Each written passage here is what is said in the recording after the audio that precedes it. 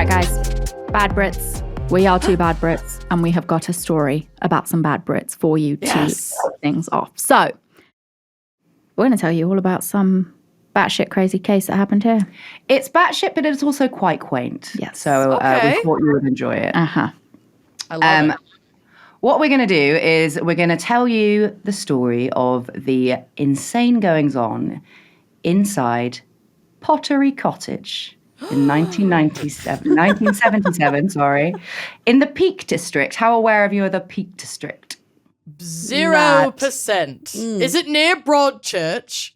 Because I've watched that West show. End? It's very, very far from Broadchurch. Okay. The Peak District is up north in the UK, and it is a very beautiful area of outstanding natural beauty.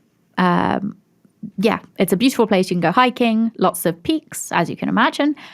It's very nice. I love it. Okay. Before we continue, I have to ask both of you Yes. to say Pottery Cottage in a British accent. Okay, gladly. Pottery Cottage. Very good. 8 out Pottery of 10. Cottage. Oh, that was really good. 9 out of 10. Sorry, I feel Amanda. like Mrs. Potts. That's fine. That's fair. I never said my accent was good. I said it was perfect. But thank you. I love how you say it. Like Lucy sits around saying her surname in a British accent all the time, just in case. I think Mrs. Potts from Beauty and the Beast has to live in Pottery Cottage. She Angela does. Lansbury. Yes.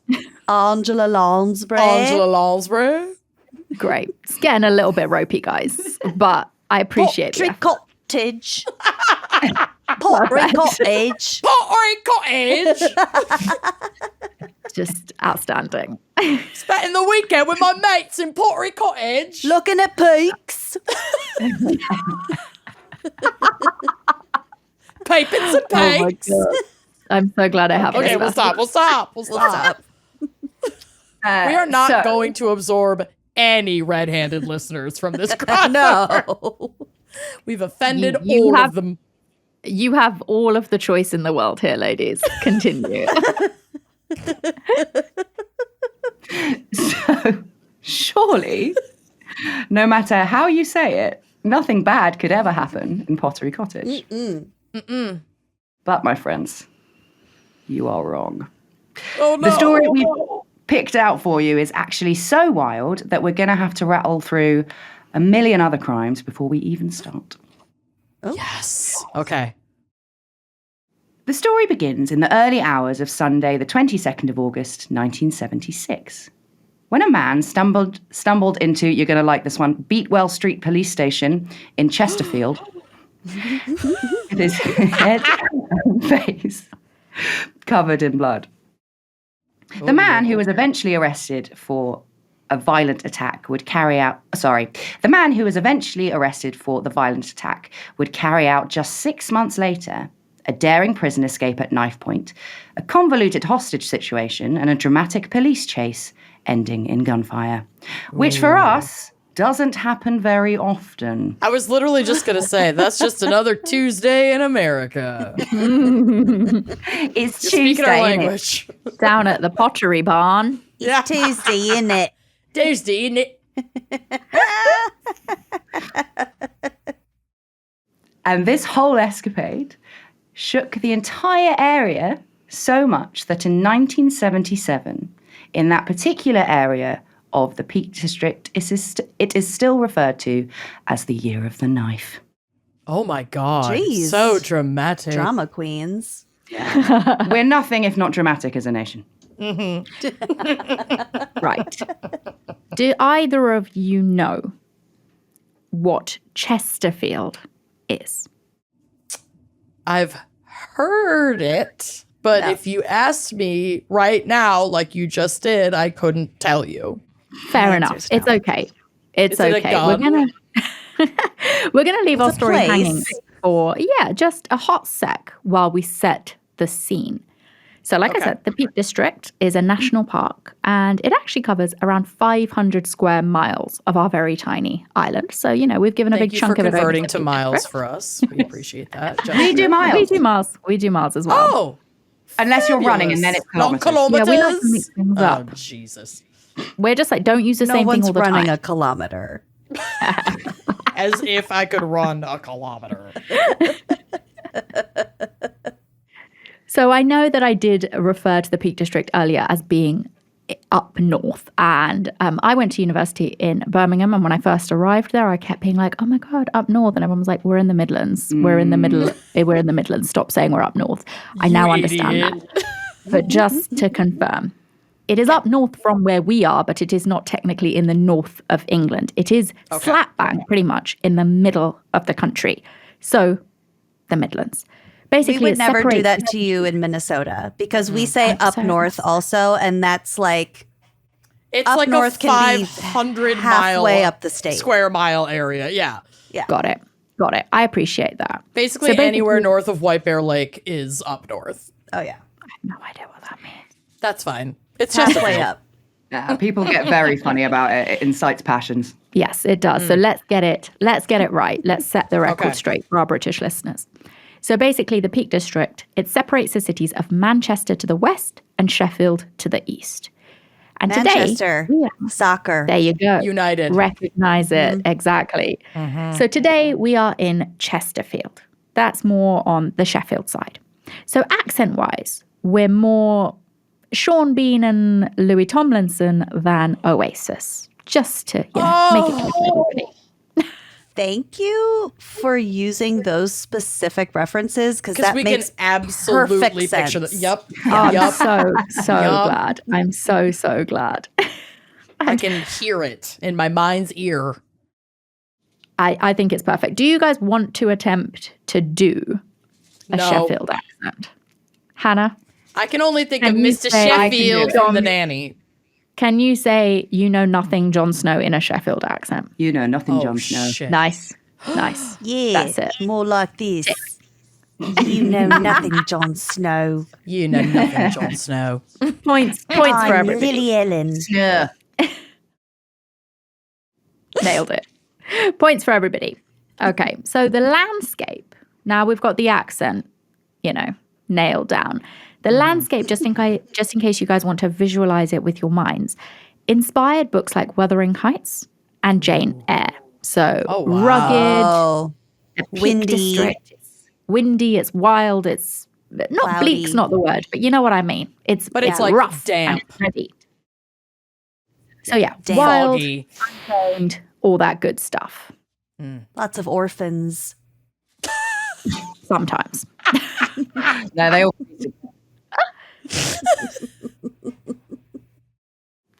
So now we've set the scene for you. Let's get back to our bloody-faced man who staggered into that police station and reported a crime.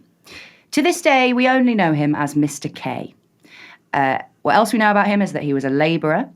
And that night, he had been out to a discotheque, because we are in the 70s and that's what we called them. He was dancing away to all sorts of glam rock hits with his girlfriend, who we'll call Ms. C. And they bumped into a super drunk lone man who became quite clingy, so they obviously just left. It's happened to all of us. It's happened to the best of us. Mm-hmm. And on their way, they saw a closed leisure centre, and being 20 and 21, they hopped the wall to go and get off with each other.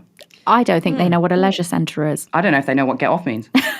I think they're fucking. What's a and leisure center? Is a leisure center like a rest stop? Like somewhere to go to the bathroom? No, is it It's a spa? leisure centre. Leisure centre is like, if you live in like a decent sized town, you will have at least one leisure centre, and it will be like where there's a swimming pool, and there'll be like, A gym. a gym. A there'll rec be like center. maybe- center. A rec center. Yeah, we have those. we call them Recreational leisure center. centres. I love And that. get That's off- very fancy. And get off doesn't mean sex. It just doesn't? means snog. No. Yeah, it used to, I got off with him. But like that, Just it's not, kissing with tongues. Get off is Making out. just kissing in for Yeah, the it's Brits? making out. Yeah. Getting off here is mostly masturbation or just coming. Coming. No, if you got off with somebody, you just snogged them. Yeah, we don't always get off with someone, but I see. Look, we're bridging the But when we cultural do, it's divide. magic. Somehow, they get into the leisure centre that's closed to get off with each other. And while they were kissing by the swimming pool, Mr. K was suddenly hit over the back of the head with a brick. Very hard. Jesus. He blacked out completely. And when he came to, his girlfriend, Ms. C, was missing. So he went straight to the police, which is where we started our story. Good boy. So when the police searched the leisure centre, they found Miss C distraught in a toilet cubicle, and she had been raped. A manhunt started immediately and made the front page of the local paper, with the headline reading, "Massive Hunt for Vicious Rapist." Soon enough, a man named William Hughes was dobbed in, and the police brought him to the station. He admitted the assault straight away, but swore he only attacked Mr. K in self-defense, and said the woman was responsive to the idea of sex. That's a quote. We don't think that's a thing that's okay to say. He said that. Yeah. Right. According to the officers who dealt with William Hughes, his eyes were cold and penetrating, which is very poetic for like people who are just interviewing this potential rapist. Yeah. We call those dead fish eyes. The quote is much longer, and it is very Somebody's been reading Wuthering Overwrought. Heights. twiddly. Yeah. Twiddly. I mean, I feel like British reporting, specifically British headlines, are like their own special beast. Well, this Like, is the y'all know right? how. we're so, I know this isn't a pun, but our tabloids are very good at puns. I think Yeah, that is one thing they they are. do excel at. You have not ruining people's read lives. a tabloid until you've read like a British tabloid or like a British crime article. They're They like are searing. wild. They Yes. are not bipartisan.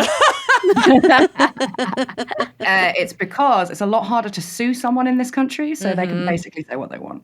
Oh, Yeah, we're I very love that. litigious in the US. Okay. But yeah, I think that we had stronger media protection laws in this country. It's why like you can't say very much in this country, which is why they get away with saying loads more there. Like when What's Her Face's book came out, Rebel Wilson, and she had to redact loads of it in the UK because she was going to get sued here. Because they've got freedom of speech under the First Amendment. We do, Whatever however, it's there called. are some things that are like state by state, which is Yeah. weird in our country. For Sure, 'cause we don't have a example, constitution, so we don't have it like enshrined anywhere for that. So Right. it's like depending on what you say, you could probably get sued quite easily. and obviously Yes. the press works a lot with police, and so it'll also depend on what the state's laws are about what police can say about certain things. That's why we Sure. get so many juicy stories out of Florida, because they have different laws Sunshine about how laws, they're yeah. allowed to sunshine laws about how they're allowed to interact with the press. So that's why like Florida Man exists. Yes.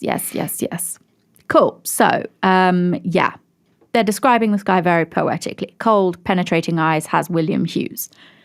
And although he was cooperative and polite, he refused to admit to the rape of Miss C.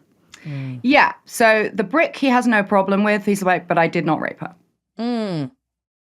So who is this man we're talking about? He was the eldest of 6 children, born in Lancashire, which is the other side of the peaks to Chesterfield. But since his dad was in the army, he had one of those classic globe-trotting army kid upbringings.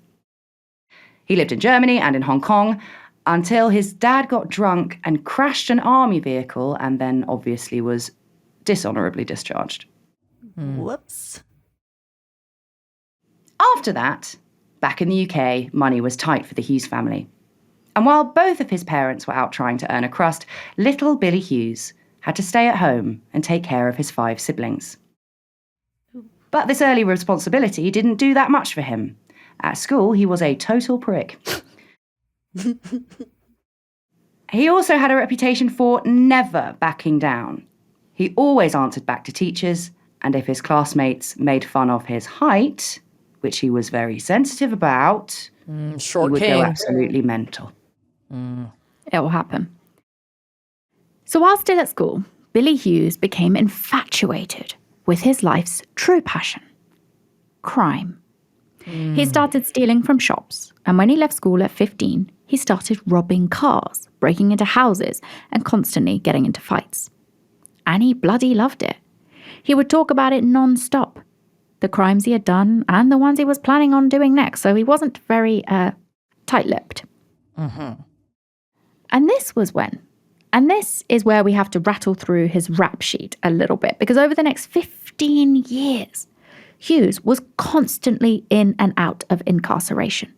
Oh, damn. He started off in reform schools, then borstalls, then graduated to big boy prison.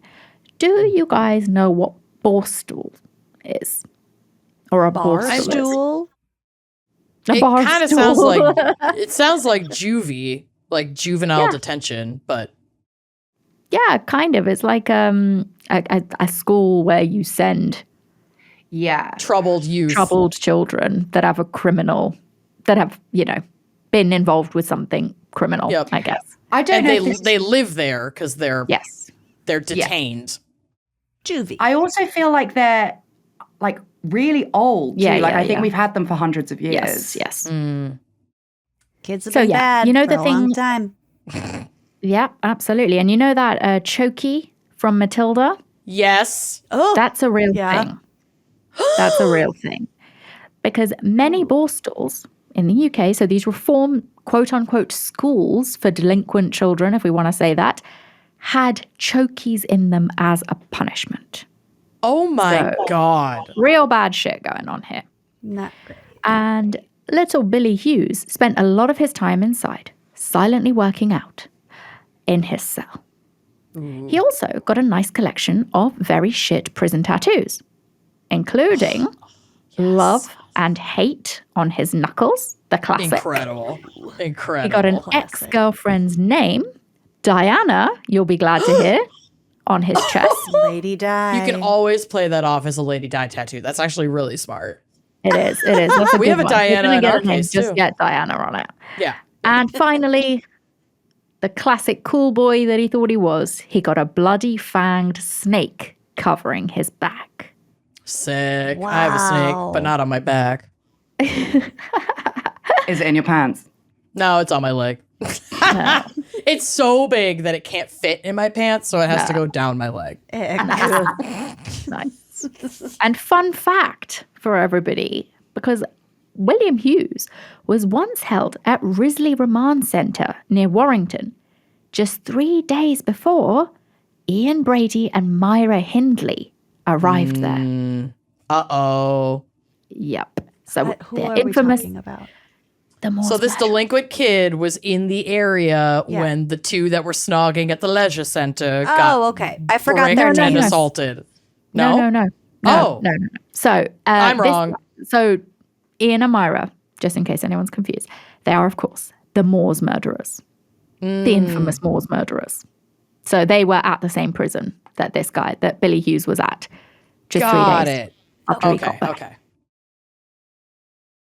Despite being in prison basically all the time, Billy still had time for the ladies. In 1972, Hughes married a woman called Jean Nadin, who had a daughter from a previous marriage. And Jean was also fresh out of prison. So it's nice to have common interests and things in common. Common rap sheet. Jean found out that she was pregnant just 6 weeks after she met Billy. So make of that what you will. That is a nightmare. And fair warning, this bit is absolutely sick. When that baby was born, 3 days after coming home from hospital, Hughes held the baby by the neck and threatened to drop her if Jean didn't make him breakfast. Oh my God. Yeah, that guy. And a few years later, when his stepdaughter was 5, Billy fractured her ribs in a fit of rage. So that is the kind of man that we are dealing with here. Jesus I Christ. just cannot fathom. I mean, there are so many kinds of evil people in the world, but people who harm children are like a next level of evil. Yeah. What kind of not disgusted me more, but disgusted me nonetheless, was that for breaking his own 5-year-old daughter's ribs, he did 6 months. Of course. That feels very American as well. God. A few years down the line, he broke into an ex-girlfriend's house and attacked her and her housemates with an axe. When the police arrived, he was placidly sitting down, having asked his victims to make him... Can you guess? Breakfast. A cup of tea. Oh, fuck. Fuckers and their tea. And we're doing nothing to dispel the tea drinking stereotype in this country because the book on this case, A Cup of Tea, happens literally every 3 pages. So we're not helping the cause at all. I think you're too far gone. And despite all of this enormous rap sheet and many, many more that we're not going to tell you about because we don't have time, Hughes just kept getting parole. Mm-hmm. Because when he was on the inside, he was a model prisoner. A quiet, studious, obedient inmate who became an expert chess player and a talented painter. Oh, that's great. creepy. He has so much to contribute to society. Let's keep letting him out. So, to dig a little bit deeper into our profile here, despite his attacks on family members, Hughes's criminal record was mostly marked by violence against authority figures or strangers, often seemingly uncontrollable. He was almost always under the influence of drink or drugs, but still managed to be a calm and convincing liar. And he never, ever, ever accepted responsibility for his actions.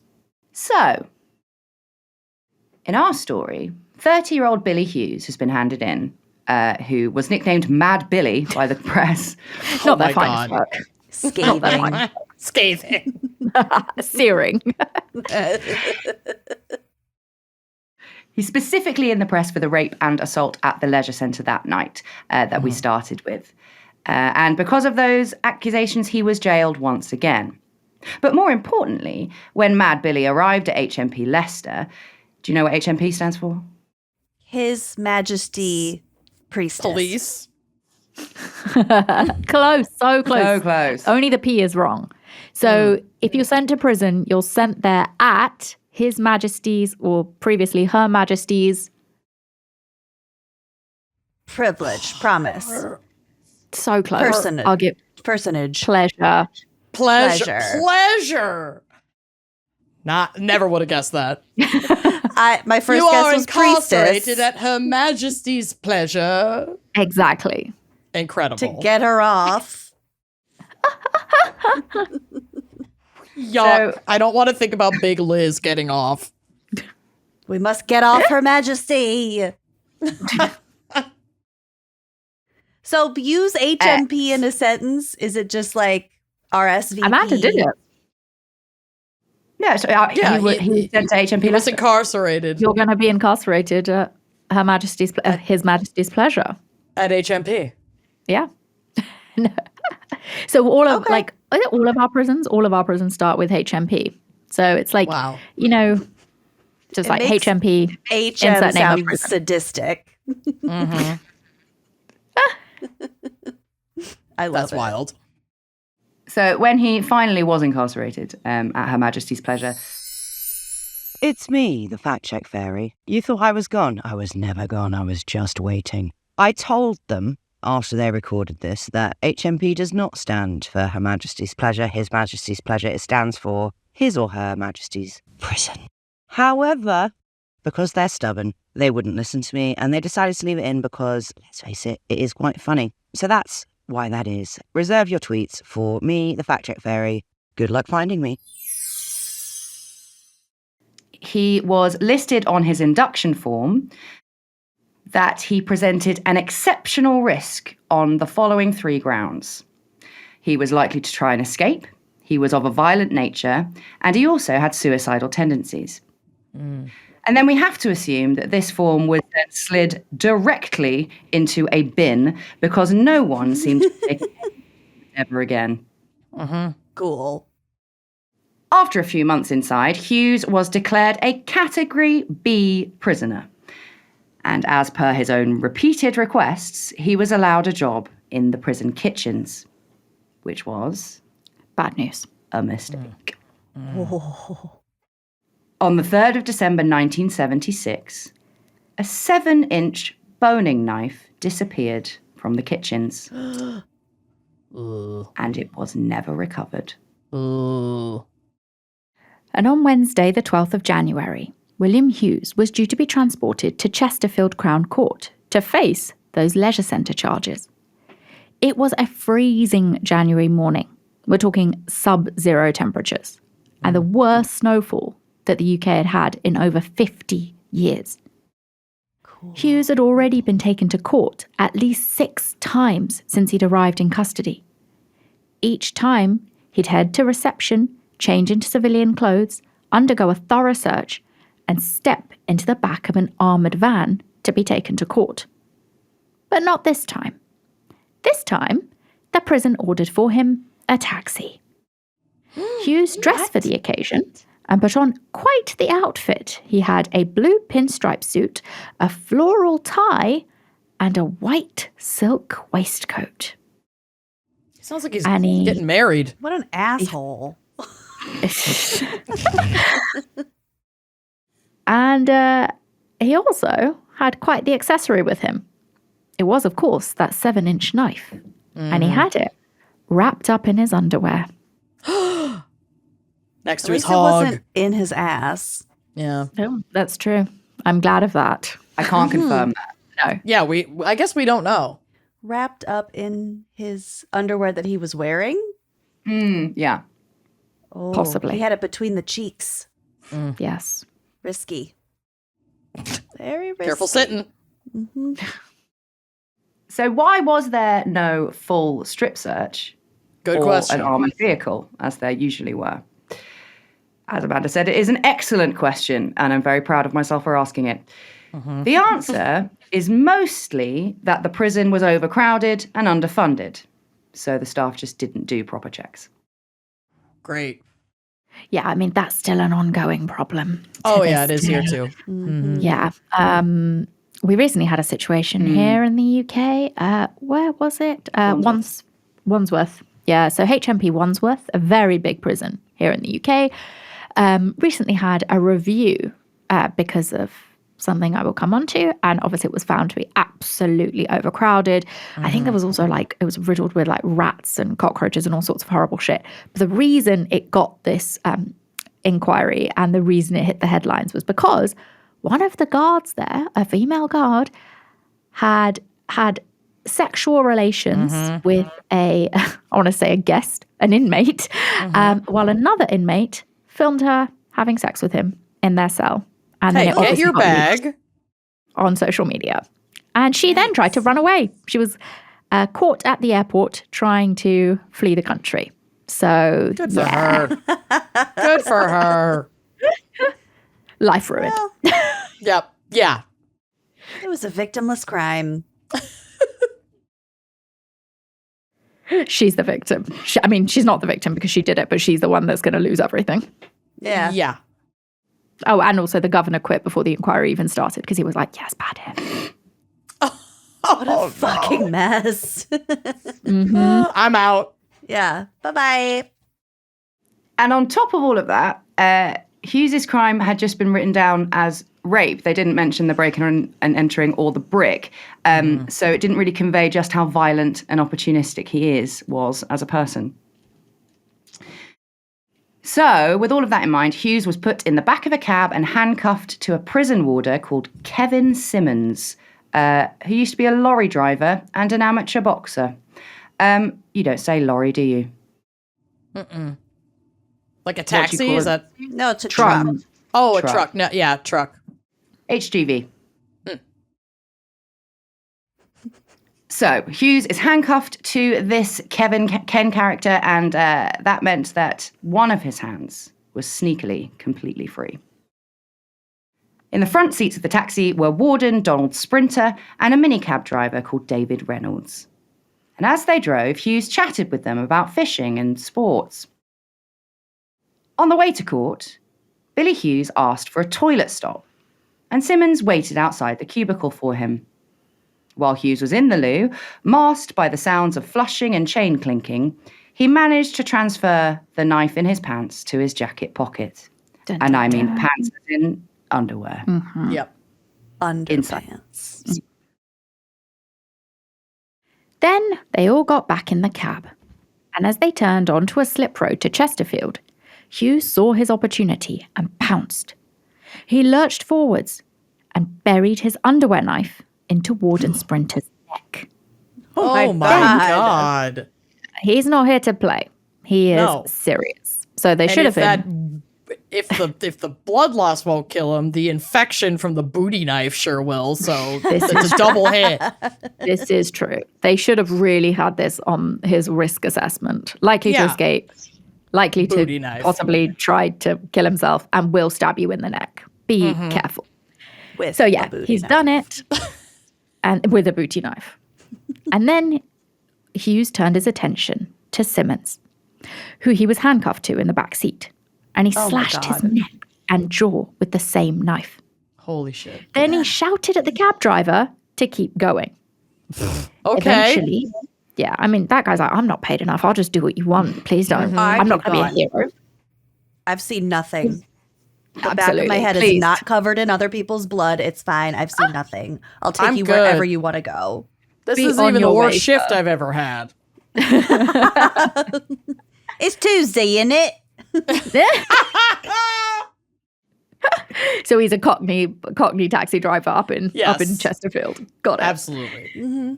So eventually they reach a silent rural road, and Hughes forced everyone out of the cab and drove himself off, leaving his victims bleeding on the side of the road. Now, in case we had forgotten, it was snowing. Loads. So it didn't take long for Hughes to lose control of the taxi and smash it into a stone wall.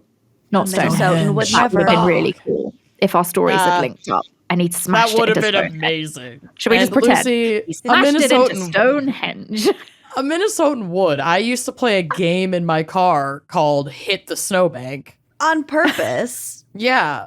Oh Yeah. my god. We know how to drive in snow, is what I'm saying. Yeah, we do. I see. And we know how I to see. crash. We don't. So yeah, once he hits this Stonehenge, Hughes was left with no choice but to continue on foot. He headed out onto the moors in the biting cold in just his silk shirt suit, white waistcoat, and smart shoes. Dressed like a trudged through the fucking snow. asshole. Covered in blood, Absolutely. probably. Your paisley Absolutely. tie. Ugh. God. And soon enough, he came to a stream. So for some reason, he took off his socks and shoes and waded through the icy water, which I feel like is the opposite of what you should probably do.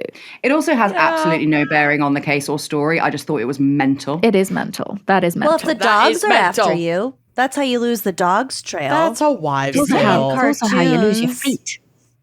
yeah, Yeah, that's true. That's also a wives' tale. That's not a guarantee. If it's like a little No. stream, they can. I mean, in a lot of cases, they can just pick the scent up on the other side. It's harder if you walk like Also, in the river. If I was like the canine dog handler and the dogs just walked up to a stream and then lost his scent, I'd be like, oh, right, so we get the dogs on the other side of the stream because then his scent continues. Like, it's not rocket science. But, who knows? So eventually, Hughes reached the village of Eastmoor and he approached the first house that he saw, the 19th century Pottery Cottage. yes, Pottery finally, Cottage. Pottery Cottage. I forgot about Pottery Cottage. It slipped my mind. I plumb forgot. Bloody hell, I forgot Pottery Cottage. Are we appropriating? Yes. Go for it. You can have it. You can have it. Sharing is caring. I'm probably partly British somewhere in my ancestry, so I'm just gonna allow it. Take No, it. we're white. Yeah. It's fine. By the time he got to Pottery Cottage, a full investigation had been launched into the whereabouts of Mr. Billy Hughes. The prison officers and cabbie had been seen by a passing vehicle and still seriously bleeding on the side of the road. They were then taken to hospital. And by the way, they all survived. Hooray! Fucking how? I don't know. Antibiotics, baby.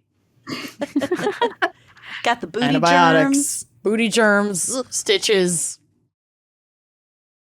Damn. The search started immediately, sniffer dogs and everything, so maybe that is what he was thinking about with the stream. But the heavy snowfall on the moors made tracking Billy Hughes nearly impossible. Because it snows here every year.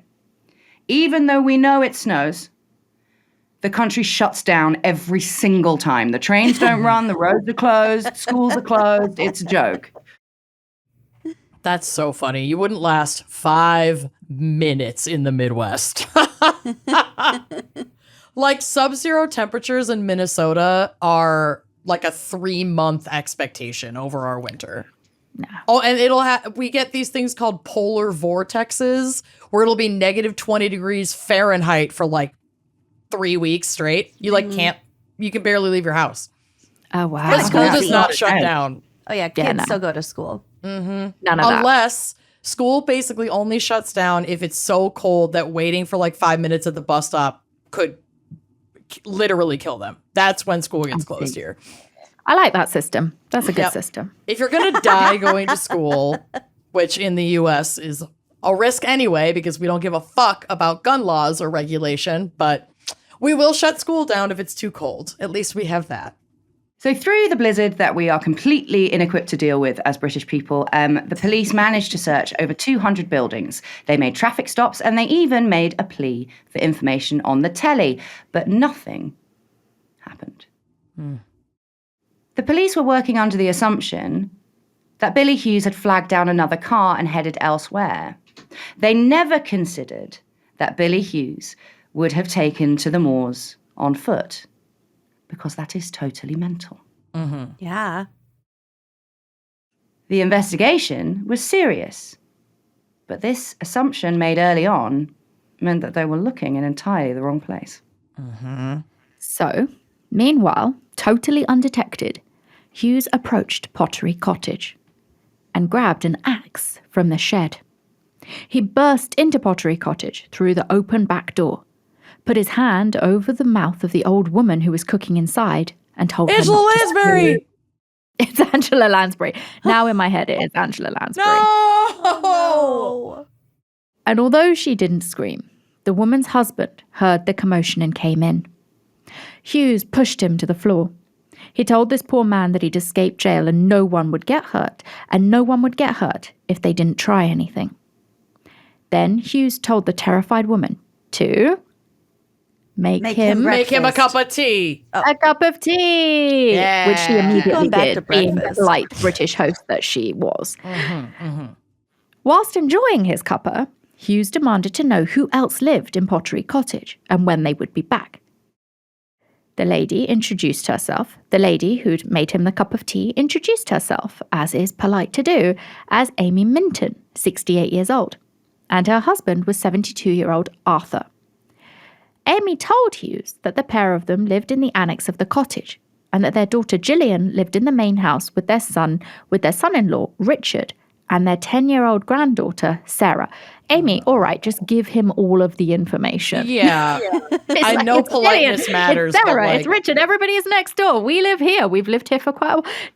Amy's got no poker face whatsoever. Amy's lonely and she loves to chat. And She we have does. a lot of Arthur money is in the sick safe of her under the bed. bullshit. Is sick of her bullshit, and We she's don't just trust banks. We keep cash under the mattress in this room here.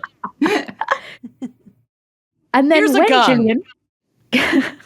gun. when Gillian came home from work at 3 p.m., Hughes subdued her quickly, probably because Amy had told her exactly what time her daughter would get home. Yep. Then, when little Sarah got home from school, the adults told her the strange man's car had broken down and he was just hanging out drinking cups of tea. And, there was nothing wrong, so don't worry, little girl. And they did all sit around drinking tea together for a while, making pretend. But when Gillian's husband, Richard, got home at 6, they dropped the act pretty quickly. Hughes held a knife to Gillian's throat and told Richard to lie on the floor. He tied and gagged them all, and one by one, each member of the family was taken into a different room. Oh no. Then the nightmare truly began. Oh, God. Hughes went into the room where he'd put the 72-year-old and Arthur, the 72-year-old Arthur, and stabbed him repeatedly with his butt knife that he still had. The butt knife. Then he went through to the annex and in the same state of frenzy stabbed the 10-year-old Sarah to death. Jesus Oh my Christ. God. Afterwards, he carried her grandfather's body into the annex and closed the door. And then he went upstairs and asked Gillian, Sarah's mum, to make them all dinner. Ugh. Oh my God. When Gillian asked where the fuck her daughter was, or I'm sure she was too polite to say that, but I think the tone it's implied. Hughes showed her a picture of his own daughter, Nicola, the one he broke the ribs of, and he told her that he would never, ever hurt a little girl. Oh. So Gillian went ahead and made dinner. And Hughes took 2 hot plates of food through to the annex, even though Sarah and Arthur were already dead. And he knows that because he killed them. Oh. The following morning, Hughes sent Gillian out to drive to the shop on her own to buy him cigarettes and a newspaper. He said that she needed to remember her family and not do anything stupid. And she did not. On Friday, the 14th of January, after 2 days of hot meals and endless cups of tea, Billy Hughes announced that he was leaving Pottery Cottage. He said he needed supplies, but he said to leave he needed supplies. So he untied Arthur. I thought Arthur was dead. Richard? Yeah. So he untied Richard and Gillian and told them to drive him into Chesterfield together, to buy him a camping stove and some cigarettes. He even told them to pick up a book for Sarah while they were out. Absolutely. Oh, that's sick. Oh. Yeah. Richard, of course, wanted to tell the police, but Gillian said she'd never forgive him if he did. So they did what they were told and returned with Hughes's haul. Hughes packed a bag with the stove, cigs, food, an axe, and a knife. Then he tied Amy and Richard back up and told Gillian to drive him to the next town. But a short way into this drive, Hughes told Gillian that they had to go back to Pottery Cottage because he'd forgotten to bring a map with him. Oh, for God's sake. When he got into the cottage, he found that 2 of the hostages were trying to unfasten their bindings, and he completely lost it. Oh my In a God. fit of rage, he stabbed them both repeatedly. He then calmly washed his hands of all of the blood and returned to Gillian in the car. Ugh. But the car wouldn't start. Oh my God. So and Billy this poor Hughes- woman has no idea that her whole family is No. dead inside. No. Yeah. Okay, great. And because the car wouldn't start, Billy Hughes sent a shaking Gillian to her neighbours. And as you pointed out, still completely oblivious to the fate of her entire family up until this point, Gillian was terrified of messing it up. And her neighbours, the Newmans, could tell that something was wrong. Mm-hmm. Gillian told them everything. That said- chatty Jillian. Can't Couple days resist. too late. Just like her mum. Oh. She told her neighbours that the Moors man, which is what she had decided to call Billy Hughes, had tied up her whole family and was going to kill them all because she doesn't know that he already has.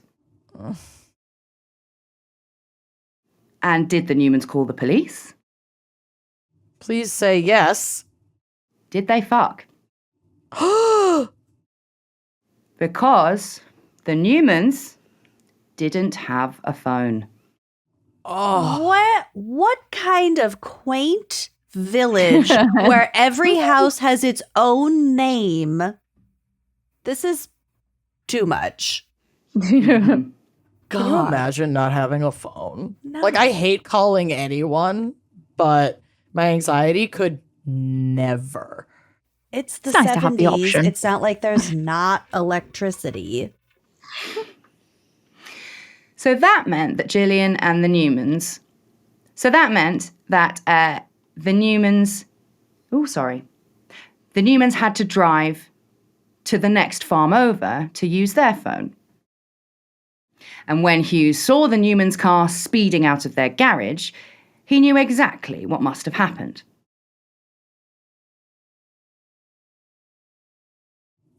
But then, almost immediately afterwards, Amy, who is miraculously somehow still alive, staggered out of the house, covered in blood.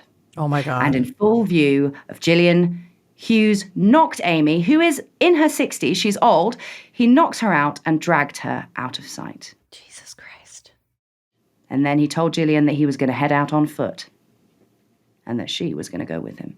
Oh no. Oh no. In time, both of them got to the house of a mechanic called, very fittingly, Ron Frost, and asked for a tow. While standing in the living room, Gillian silently mouthed the words, "Help me," to Ron's wife, Madge. Ron the mechanic offered to drive Hughes and Gillian back to the broken-down car. As they drove, Gillian silently jabbed Ron, asking for help once more. Madge was actually the one to clock this. I mean, she has been trying to mouth something to you for ages, Madge. Like, I feel like, pay attention. Yeah, and Do Ron's they have a phone at the mechanic? Apparently not. They're just like, I'll tow you back there. I'll take you back there. So Madge does clock it. She clocks that Gillian is in trouble, eventually. And Madge does call the police, telling them that, quote, the Moors man, as Gillian had called him, was holding this woman, Gillian, hostage. The police rushed round to Pottery Cottage, and there they found all the lights on, the music blaring from a radio upstairs. The lights were on, but there was no one home. Not a single person in Pottery Cottage was still alive. The carpets were drenched in blood, and there was a corpse in pretty much every room. God. Elsewhere, with Ron the mechanic's help, Gillian and Billy Hughes were back on the road. But not for long. A police car spotted them and chased Hughes down. The pursuit caused Hughes to swerve, and he crashed Gillian's car into a wall again. But it's not quite over. Mad Billy wasn't going to go down that easy. He sprang out of the car, dragging Gillian behind him and brandishing an axe. So the police let Billy Hughes drive away in their police car. Oh my God.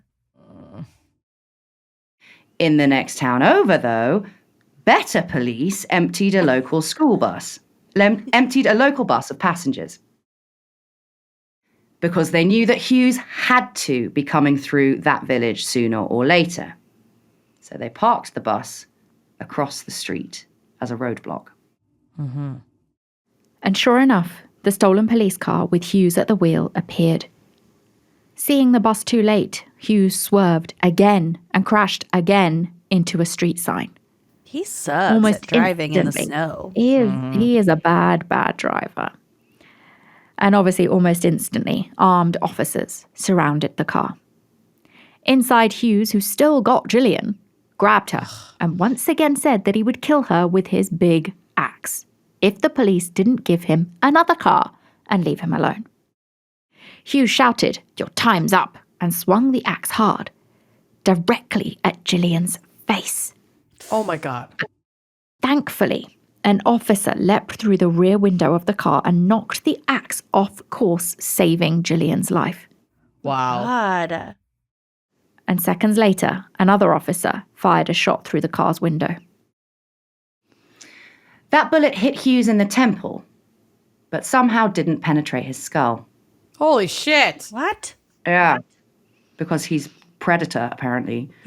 Ugh. Yikes. And even a second shot that embedded in his shoulder still did not stop him. It was the third shot that led Hughes to finally collapse.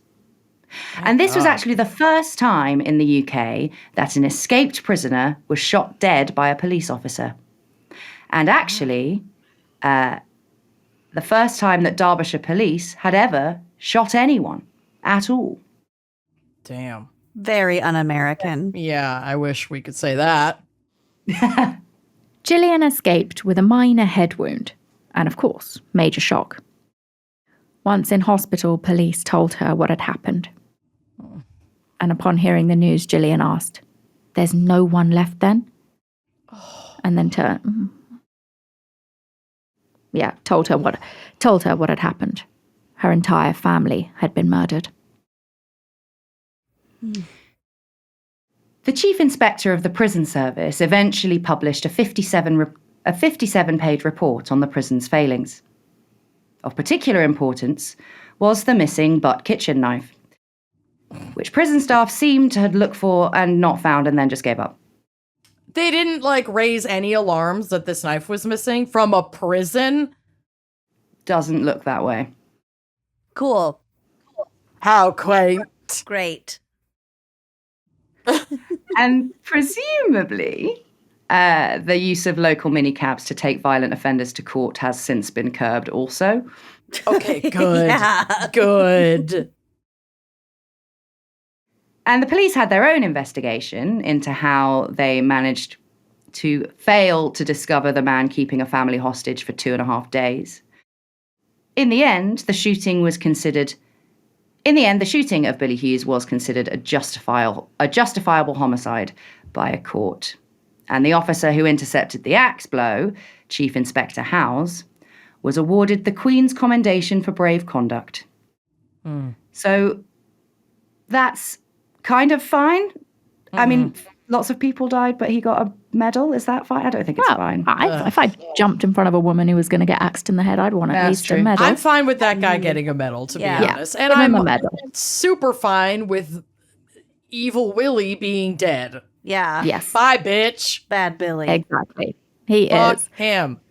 So that is, guys, the case of the Pottery Cottage murders, which is harder to say Damn. than we've really let come across throughout that story. Yeah, the year of the Holy knife. shit.